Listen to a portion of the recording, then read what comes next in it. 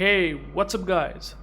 UrAvgWarGamer is back with another video for the Warships, and in this video I'm going to be featuring the La Pampa, which is the tier 10 Pan-American destroyer, and that is the only destroyer probably for this nation in the game. And the reason why I'm making the video for this destroyer is because tomorrow in the EU server, or I would say in the Asian server, we are going to see the La Pampa in the event which is called Salvage for Victory, in which you have to spend either 26,000 doubloons or other resources like credits, coal, steel, etc. I will explain that in the tomorrow video in detail, that whether you should spend doubloons as well as some of your resources to get this ship or not. But this video is about the destroyer, how this performs, and whether is it worth it for your hard-earned doubloons, because again 26,000 doubloons is definitely a good amount, right? So this video can help you I would say explain you the strengths and weaknesses, like how this ship really performs. As you can see here, you do have really good concealment, 5.8 kilometer. You do have the heals, which I would say is pretty nice. You do have torpedo load booster. These are the gimmicks that La Pampa gets and kind of makes it very unique, because unlike Shimakaze, which does have really good tops, 12 kilometer range, it also have 15 torpedoes.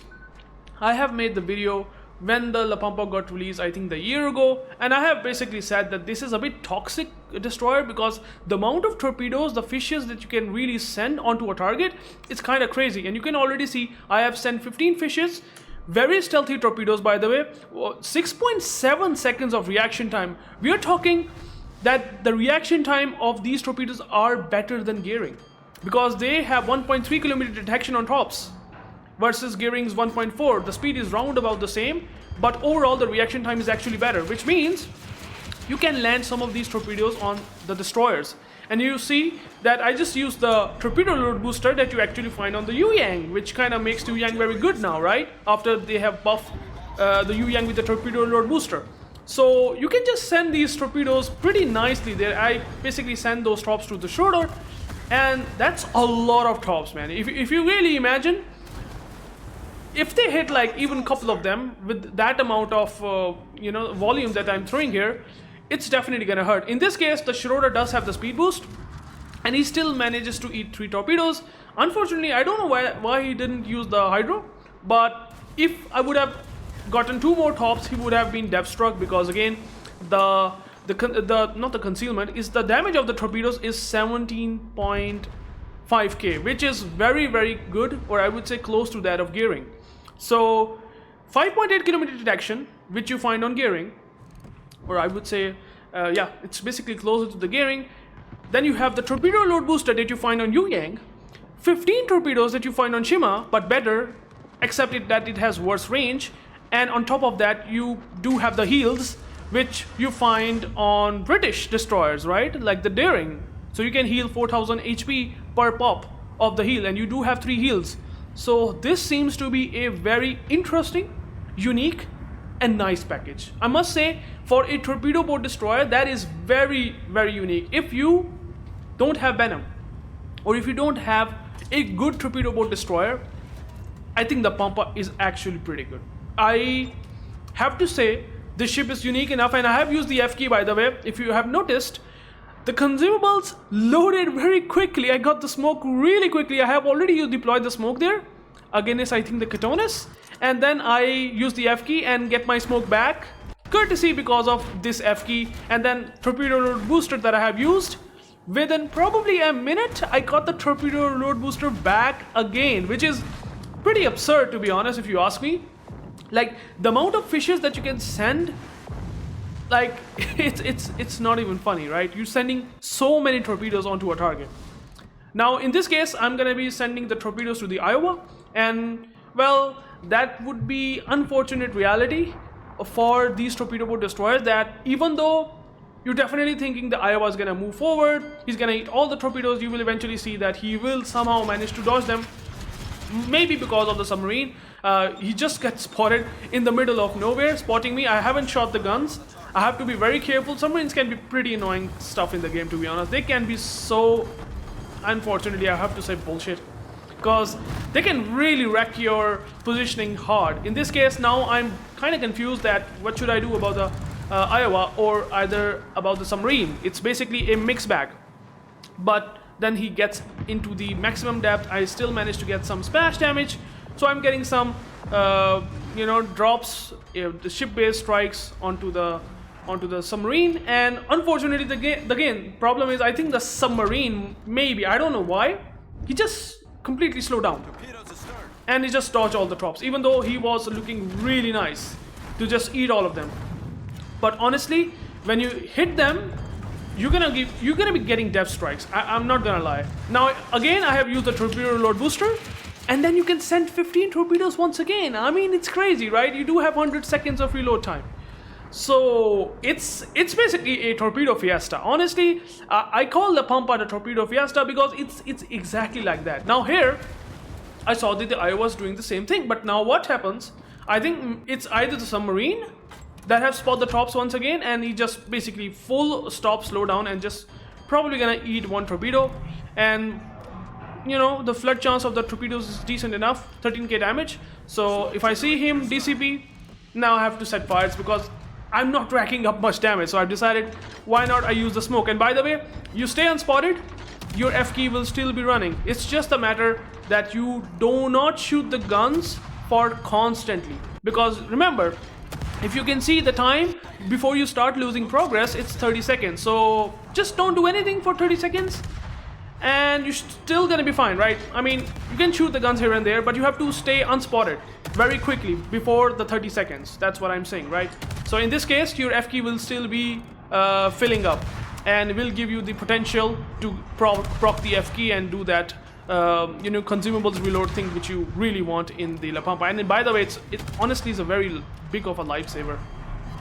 Now here you can see the gun performance is just okay. It's basically having the Shimakaze DPM, honestly, to a 123k DPM. If you don't build it for the obviously for the guns, you will not gonna build it for the guns. Obviously, it's not worth it. So yeah, and you can just send fishes very quickly, 15 of them like Shimakaze. But then again, you have the F key, and you will see the power of F key right now. Look at that. All the consumables, they are loading up. The moment I pop the F key, which I probably will do right now, I think, you will eventually see all the consumables will load up quickly. I think that I haven't used the F key right now. Oh, now I have used it. And look at that. Instant, no, I'm not going to say instant, but honestly, it's really good, right? And by the way, you get the DCPs as well. And by the way, DCPs gets loading up very quickly. Look at the cooldown time. It's 5.7 seconds because again, this gets very fast because the cooldown time is unlike the smoke generator as well as the torpedo load booster. They have massive cooldown time, as you will eventually see right now after the F key will go down. You will see massive cooldown time, but courtesy of the F key, you just get it very fast.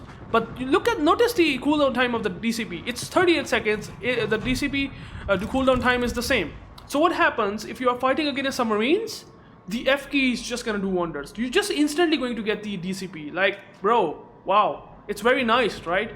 So, and also your healing also comes back really quickly. 76 seconds of cooldown time.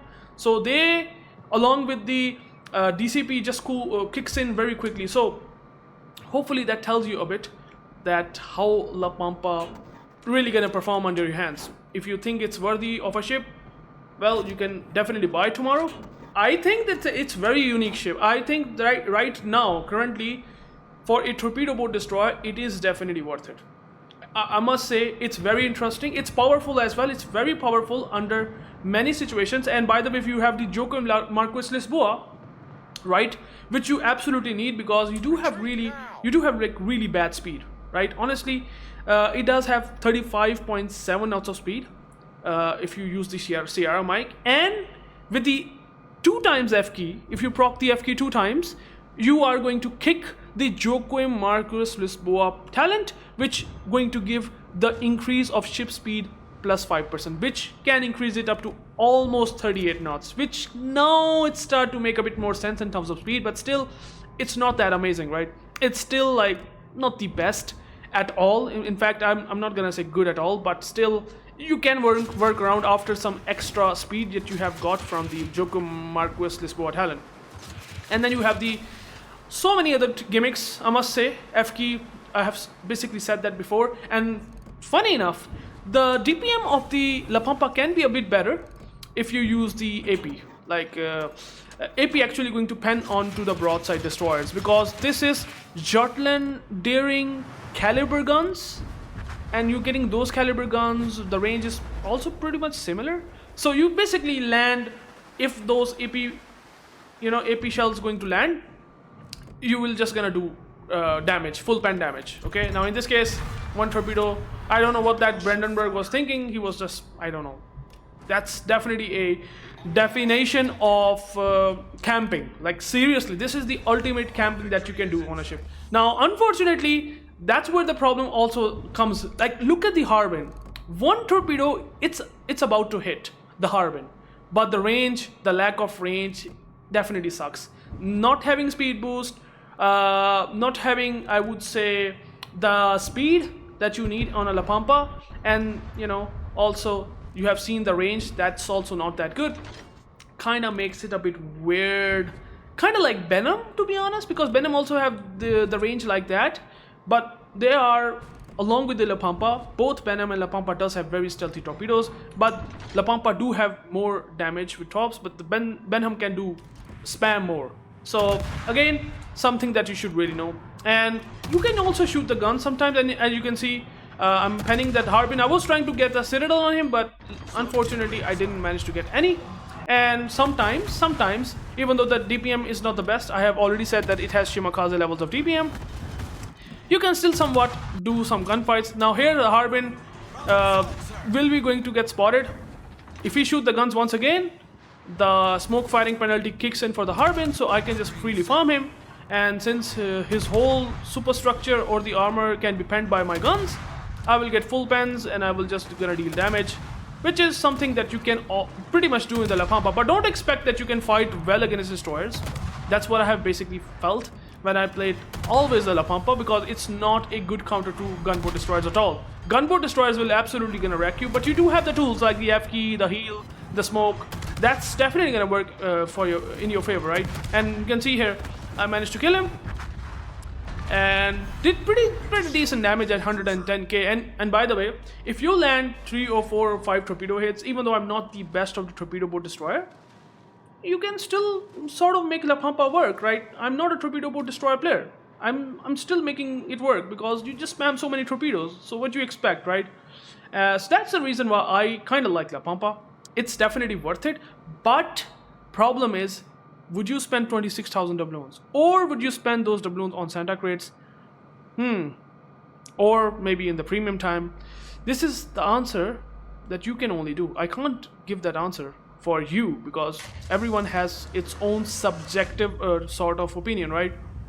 So it's subjective. How do you treat La Pampa for yourself? If you think, I just showed you the gameplay. I showed you some of the potential that La Pampa does have, and I think it's pretty good. I think it's worth it. It's definitely not, I'm not gonna say it's the alternate to Shimakaze. Shimakaze still have a good niche, but man, the tools that it has, I like the tools, man. I like the, it's like the slower Shimakaze, less range compared to Shimakaze, but better stealthy tops with the next generation gimmicks like the F key. It's kind of like that, honestly.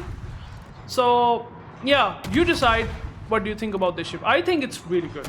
I think it's worth it for your doubloons. I think it's worth it for 26,000 doubloons if you spend some even resources. I think this ship is very interesting, unique and powerful as well enough.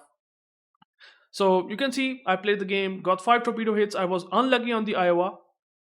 I could have done better in some situations, maybe, in terms of doing well with the torpedoes. But anyways, I still did what I have to. And team score wise, I'm also in the second. It's not one of the like amazing games. It's just like the game that you can expect if you have good areas to work around with. I was lucky not to fight against the Merceaus or gunboat DDs, where the Pampa will definitely gonna suffer. But you do that, you do have the smoke, so that's why it will be pretty okay.